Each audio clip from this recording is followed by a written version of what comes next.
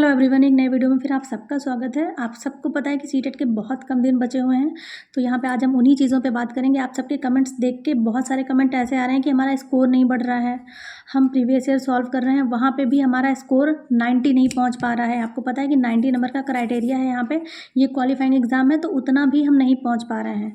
तो क्या वो गलतियाँ हैं जिन पर आपको वर्क करने की ज़रूरत है, पूरा बात करेंगे हम इस वीडियो में। जो लोग पहले से पढ़ रहे हैं, अपना स्कोर बढ़ाना चाहते हैं, उन पर भी बात होगी कि कैसे आप अपने स्कोर को इंक्रीज़ कर सकते हो। तो ये मान के चलिए ये पूरा वीडियो आपके लिए बहुत ज़्यादा यूज़फुल रहने वाला है अगर आपका 1-2 नंबर से रह रहा है या आपका स्कोर नहीं बढ़ रहा है।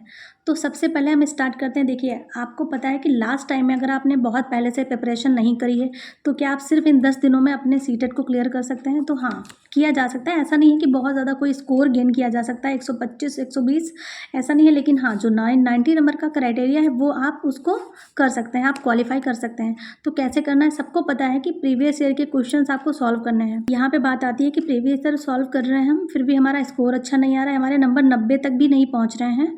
दूसरी बात है कि कितना स्कोर प्रीवियस ईयर में, या फिर हम अगर प्रैक्टिस सेट लगा रहे हैं तो कितना स्कोर सेफ माना जाता है।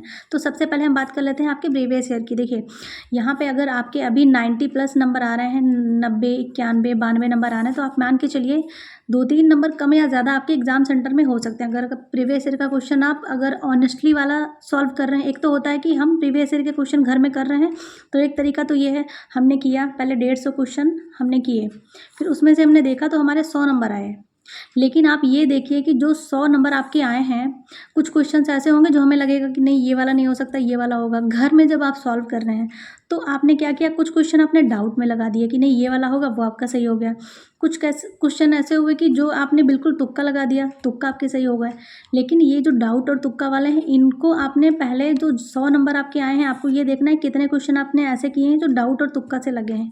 क्योंकि कोई ज़रूरी नहीं है कि जो तुक्का आपका घर पे लगा है या जो डाउट में आपने जो आंसर जो ऑप्शन लगा दिया है, सेम वही चीज़ आप एग्ज़ाम में भी सही हो आपकी। क्योंकि एग्ज़ाम में इतना प्रेशर होता है, आपको कोई रिस्क पहले से तो नहीं ही लेनी है। एग्ज़ाम सेंटर में अगर होगा तो लगाए ही जाते हैं तुक्का वगैरह, या फिर डाउट में क्वेश्चंस वहाँ पे आप लगाएंगे। लेकिन पहले से ही आप अगर प्रैक्टिस कर रहे हैं घर पे उस चीज़ की, तो आप वहीं से यही स्टार्ट कर रहे हैं, तो ये चीज़ क्या हो जाती है आपके लिए, नेगेटिव हो जाएगी। यहीं पे आपका स्कोर इसीलिए नहीं बढ़ेगा क्योंकि आपने 100 नंबर आपका है, आपने ये नहीं देखा कि आपका जो एक्चुअल वाला स्कोर है वो कितना है। तो आप यहाँ पे देखिए आपका एक्चुअल वाला स्कोर कितना है, और जो क्वेश्चन आपके डाउट वाले थे, जो क्वेश्चन आपने तुक्के में लगाए थे, उन क्वेश्चंस को भी आपको अच्छे से एनालिसिस करके ये देखना है कि क्यों मुझे इसमें डाउट था, वो वहाँ पे डाउट आपको क्लियर करना है। और जो तुक्का था उस चीज़ को भी क्लियर करना है। प्रीवियस ईयर करने का सबसे बेहतर तरीका, अगर आप स्कोर अच्छा करना चाहते हैं, अगर आप लास्ट टाइम में, लास्ट के 10 दिन में भी आप चाहते हैं कि आपका जो 1-2 नंबर रह रहा है वो इस बार सीटेट आपका क्लियर हो जाए, तो आपको थोड़ा सा ज़्यादा मेहनत करनी पड़ेगी। क्योंकि लास्ट के 10 दिन बचे हैं, यहाँ पे आपको मेहनत तो ज़्यादा करनी ही पड़ेगी। या तो आप पिछले 2-4 महीने से करते हुए आ रहे थे, नहीं करते हुए आ रहे हैं, तो ये लास्ट के 10 दिन आपको ज़्यादा मेहनत करनी पड़ेगी।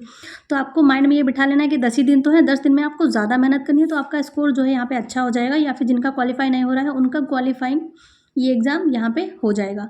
तो प्रीवियस ईयर आपको ऐसे करना है, ये नहीं कि आपने तुक्का और डाउट वाले क्वेश्चन पे लगा दिए, बहुत खुश हो गए कि 100 आ रहा है हमारा निकल जाएगा। नहीं, यहाँ पे आपको वो चीज़ें क्लियर करनी है, उनका एनालिसिस करके अच्छे से वो कॉन्सेप्ट समझने हैं। जो चीज़ें आपको बिल्कुल समझ में नहीं आ रही, अब लोग कहेंगे कि 10 दिन में क्या ही नोट्स बनाएं, ऐसा बिल्कुल मत कहिए। क्योंकि नोट्स आपके क्या होंगे, आप प्रीवियस ईयर के थ्रू कितने नोट्स बन जाएंगे आपके, पूरी पूरी कॉपी थोड़ी ना बन जाएगी आपकी। ज़्यादा से ज़्यादा 4 से 5 पेज होंगे, 4 से 5 पेज आप रिवीजन करने में आपको क्या दिक्कत है। तो उतना नोट्स आपको बनाना पड़ेगा प्रीवियस ईयर जब कर रहे हैं। जो चीज़ें अब लास्ट के 10 दिन में ये करेंगे तभी आपका स्कोर अच्छा आएगा। ये चीज़ अपने माइंड में बिठा लीजिए, नहीं तो कोई दुनिया की ताकत ऐसे नहीं है कि 90 नंबर आपको दिला दे। खुद से ही पढ़ना है आपको चीज़ें। तो यहाँ पे ये चीज़ तो आपके लिए मस्ट है।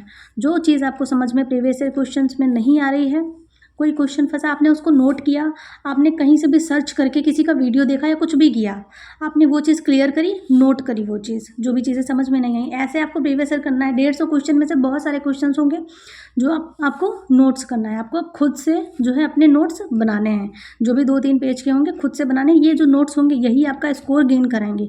यही आपके जो आप फेल होते हुए आ रहे हो ना 1-1, 2-2 नंबर से, यहाँ पे अब नहीं रहेगा अगर आप इस तरीके से पढ़ेंगे। तो ये तरीका हो गया आपका प्रीवियस ईयर के क्वेश्चंस करने का। उनका रिवीजन करना है आपको डेली। जितने भी आप जो है क्वेश्चन प्रीवियस ईयर के क्वेश्चन से लिख रहे हैं वो रिवीजन करते चलिए। दूसरी चीज़ है, जो भी नोट्स हैं वही सेम चीज़, जो भी नोट्स हैं अगर कुछ थोड़े बहुत आपके पहले के हैं तो उनको रिवीजन करिए। लास्ट टाइम ये गलती बिल्कुल ना करें। जैसे कि मुझे पता था कि मेरे माइंड में बहुत सारी मुझे अच्छे अच्छे जो थॉट्स होते हैं वो मेरे माइंड में चला करते हैं। मुझे चीज़ें पता है कि एक चीज़ को 10 बार आप पढ़ो, ना कि 10 चीज़ों को आप पढ़ रहे हैं अलग अलग से। एक ही जीन प्याजे को आप 10 अलग अलग वीडियो से देख रहे हैं, आपको कुछ समझ नहीं आया, फिर आपने दूसरे का देखा। देखें आसान से किसने समझाया है, बहुत ही आसान से किसने समझाया है, बिना कुछ समझे ही समझ में आ जाएगा किसने समझाया है। ये लास्ट की सबसे बड़ी ऐसी मिस्टेक है जो आपको खाई में ले जाती है। मतलब जो यही ऐसी रीजंस हैं कुछ जो आपको अपना स्कोर नहीं पाने देते हैं, आपका एग्ज़ाम क्लियर नहीं होने देते हैं। आपने एक टॉपिक उठाया, एक वीडियो देखा, फिर आपने उसी टॉपिक का दूसरा देखा, उससे क्या आप अपने डाउट को बढ़ा रहे हो, आप अपने कन्फ्यूज़न और क्रिएट कर रहे हैं। तो आपको करना क्या है, जो भी चीज़ें आपके पास अगर कोई नोट्स है उस नोट्स को आपको बार बार पढ़ना है। मतलब एक ही नोट्स को आप, ये नहीं कि आपने किसी फ्रेंड को कॉल किया लास्ट टाइम और बोला कि क्या आपके पास यार जीन पेजे के उनके सीडीपी के नोट्स होंगे, ईवीएस का एनसीईआरटी होगा। लास्ट टाइम आप ये कर रहे हैं। यही गलतियां हैं जो आपके मन में और डाउट लाती हैं। फिर एग्जाम सेंटर में क्या होता है, आपकी बहुत सारी गलतियाँ की जो एक लिस्ट है वो तैयार हो जाती है, जिससे आपका क्या है, स्कोर कम हो जाता है। तो ये चीज़ नहीं करनी। अगर आपके पास जो भी नोट्स हैं या जो भी चीज़ें आपको पता है या जो भी चीज़ें आप प्रीवियस ईयर से कर रहे हैं, बार बार उन्हीं का आपको रिवीजन करना है। बार बार बार बार, ये नहीं कि एक बार कर लिया आपको लगा समझ में आ गया, नहीं, एग्जाम में वो भूल जाएंगे, माइंड से वो हट जाएगा। ये नेचुरल है। अगर आप किसी चीज़ का रिवीजन नहीं करेंगे, कितना भी कोई टैलेंटेड हो, वो भूल जाएगा वो चीज़। तो आपको बार बार अपने जो क्वेश्चंस आप घर में नोट्स बना रहे हैं या जो पहले से आपके पास नोट्स हैं उनको रिवाइज करना है। लास्ट टाइम दुनिया से या अपने फ्रेंड से या इधर उधर झांकने की आपको ज़रूरत नहीं है, वो चीज़ आपका कन्फ्यूज़न और क्रिएट करेगी। तीसरी बात है, आप अपना स्कोर 90 मान के चलिए ही मत, क्योंकि घर पे आप जैसे 90 नंबर, आपके 92 नंबर आ गए, बहुत खुश हो गए, वहाँ पे 90 तो निकल ही जाएगा, ऐसा ऐसा करके नहीं। आपको घर पे 110 प्लस नंबर सोचना है, तब जाके आपके 95 98 नंबर वहाँ पे आएंगे। क्योंकि आप बहुत अच्छी तैयारी करेंगे तब जाके वहाँ इतने प्रेशर में, हो सकता है कोई क्वेश्चन आपको आता हो गलत हो जाए, हो सकता है कभी कभी क्वेश्चन ऐसे पूछ लिए जाते हैं कि निम्नलिखित में से कौन सा पॉजिटिव नहीं है। आपने नहीं देखा, आपने देख लिया अरे ये तो सबसे पॉजिटिव है, टैग वर्ड्स के थ्रू आपने वो टिक कर दिया। बहुत से क्वेश्चंस ऐसे भी गलत हो जाते हैं।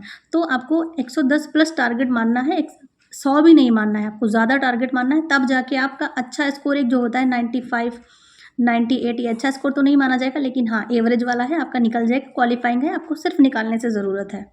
तो ये चीज़ यहाँ पे हो गई। आपको टारगेट आपका ज़्यादा मानना है, 90 नंबर के पीछे नहीं दौड़ना है। 90 नंबर के पीछे रहेंगे तो 1-2 नंबर आपके कम ही रह जाएंगे, वहाँ 87-88 रह जाएंगे। फिर यही हो जाएगा जो आपके साथ हमेशा से होता आया है।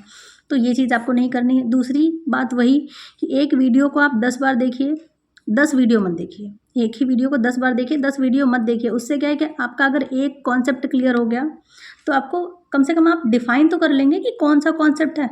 अब आपने 5 टॉपिक पढ़े, पाँचों क्लियर नहीं करे आपने, अब क्या है, आप सब खिचड़ी हो गया। आपको एक क्वेश्चन आप सही नहीं कर पाएंगे, आपको ऑप्शन में इतना डाउट होगा, लगेगा ये क्या था, क्योंकि आपका कुछ भी क्लियर नहीं है। ऐसे कम से कम एक ऑप्शन को तो आप बिल्कुल मतलब रिजेक्ट कर सकते हैं या डिफाइन कर सकते हैं कि नहीं ये तो नहीं होगा, इसमें तो ये होता है। तो जितना कॉन्सेप्ट आपने पढ़े हैं वो जितना भी पढ़िए उतना क्लियर करिए, नहीं तो एग्ज़ाम सेंटर में बहुत ज़्यादा दिक्कत क्रिएट होने वाली है। वहाँ पे स्कोर फिर आपका डाउन होने वाला है, फिर आप परेशान होंगे, फिर वही सारी चीज़ें, 6 महीने का वेट, फिर वही फीस, फिर सारी चीज़ें होंगी। तो इन चीज़ों से बचने के लिए आप कुछ चीज़ें जो है अपने अंदर कुछ रूल्स में चेंज लाइए, अपने रेगुलेशन में जो आप डेली रूटीन है उसमें आपको चेंज लाना पड़ेगा।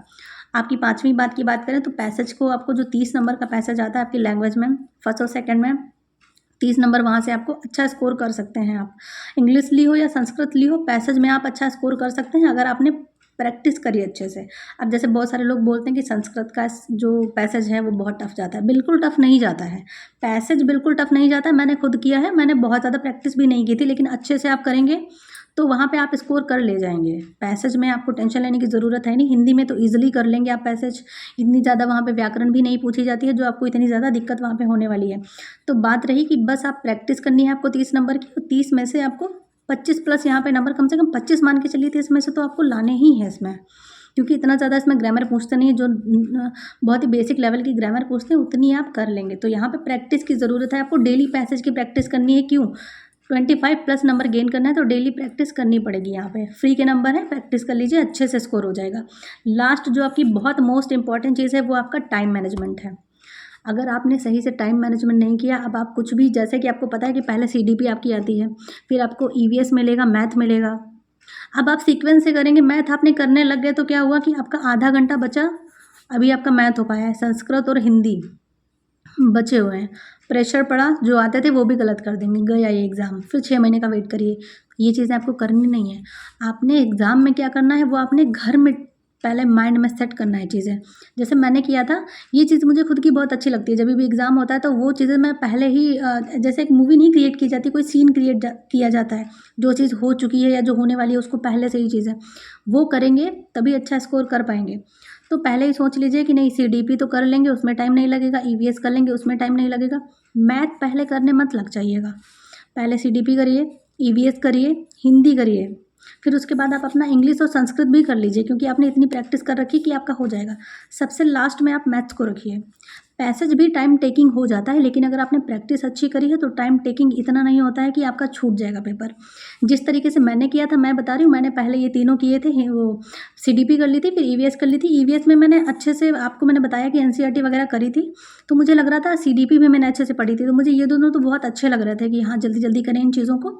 उसके बाद मैंने हिंदी की, उसमें भी ज़्यादा दिक्कत पैसेज में तो नहीं हुई, थोड़ा बहुत पेडागॉजी ऐसी आई थी कि जब जहाँ पे आपको ज़्यादा सोचने की ज़रूरत थी। उसके बाद मैंने संस्कृत करी, मुझे ऐसा लग रहा था कि मुझे 40 मिनट तो चाहिए मैथ के लिए। वो मैंने टाइम देख रही थी, मैंने सोचा जैसे ही हो, मुझे लग रहा था कि मेरा मैथ ना छूटे, क्योंकि मुझे कहीं न कहीं लग रहा था मैथ में मैं अच्छा स्कोर कर लूँगी। सीटेट में अगर थोड़ी-सी भी मेहनत कर लेंगे आप मैथ में, तो आप अच्छा स्कोर कर लेंगे सीटेट में। तो वो चीज़ थी, तो लास्ट में जहाँ पे मुझे लग रहा था कि संस्कृत में ये चीज़ें डाउट वाली हैं, तो वहाँ पे मैंने टैग वर्ड्स के थ्रू जो पेडागॉजी थी वहाँ पे टिक करके आगे बढ़ गई थी मैंने मैथ का अपना सेक्शन जो है किया था। अब ये बात रही कि पेडागॉजी जो होती है वो कहाँ से आपकी तैयार होगी, तो पेडागॉजी आपकी प्रैक्टिस से तैयार होगी। जब आप प्रीवियस ईयर सॉल्व करेंगे, सिर्फ पेडागॉजी लास्ट के जो टाइम है वहाँ पे आपको कोई अलग से नोट्स और जो ये चीज़ें होती हैं बाकी नहीं करनी है। आपकी पेडागॉजी यहीं से तैयार होगी। जब आप डेली इतना प्रैक्टिस कर रहे होंगे, आपकी समझ वहाँ पे विकसित हो जाएगी कि पेडागॉजी किस तरीके से आपको करनी है, कहाँ पे कैसे क्वेश्चन आएंगे, आपको जो वो ऑप्शन आते हैं उनको कैसे छांटना है, कहाँ पे टिक करना है, कौन सा किस सिचुएशन में सही होता है ऑप्शन। ये चीज़ें जब आप समझ जाएंगे, आपका एग्ज़ाम अच्छे से जाएगा, अच्छा स्कोर करेंगे। जिनका 1-2 नंबर से रह रहा था उनका नहीं रहेगा। तो कुछ कमियां हम कर रहे होते हैं अगर हम किसी चीज़ में फ़ेल हो रहे होते हैं। ये तो बात सत्य है कि कुछ कमियां हमने रखी इसीलिए हम फ़ेल हुए। अगर हमने प्रॉपर वो चीज़ें करी होती जो एक स्कोर करने के लिए करना होता है, तो हम फ़ेल नहीं होते। तो ये वीडियो उनके लिए है जिनका 1-2 नंबर से रह रहा है, या जिनका अच्छा स्कोर नहीं हो रहा है, जिनके 88 अभी से लोग बोल रहे हैं कमेंट सेक्शन में जा के कि मैम मैं प्रैक्टिस कर रहा हूँ या कर रही हूँ तो मेरे 88 नंबर आ रहे हैं, मेरा 78 से स्कोर ही नहीं बढ़ रहा है। तो ये वीडियो आपके लिए बहुत यूज़फुल है। ये जो चीज़ें मैंने बताई इसको अप्लाई करके देखिए, आपका स्कोर डेफिनेटली बढ़ेगा, आपका जो स्कोर है। और ये तो रही आज की बात। बाकी ज़्यादातर मैं कोशिश करूँगी ईवीएस आपकी कवर करवा सकती हूँ तो मैं कवर करवा दूँगी, जितने मोस्ट इम्पॉर्टेंट टॉपिक्स हैं, क्योंकि कुछ चीज़ें अगर हमारी श्योर होती हैं कि ये चीज़ हमारी अच्छी जाएगी तो फिर वहाँ पे एग्ज़ाम सेंटर में हम बेटर परफॉर्म करते हैं। तो इतनी चीज़ें आपके लिए बहुत इंपॉर्टेंट थी। टाइम मैनेजमेंट का बहुत ध्यान रखिए, प्रीवियस ईयर करने का जो तरीका मैंने बताया उसको ध्यान रखिए, रिवीजन करते रहिए।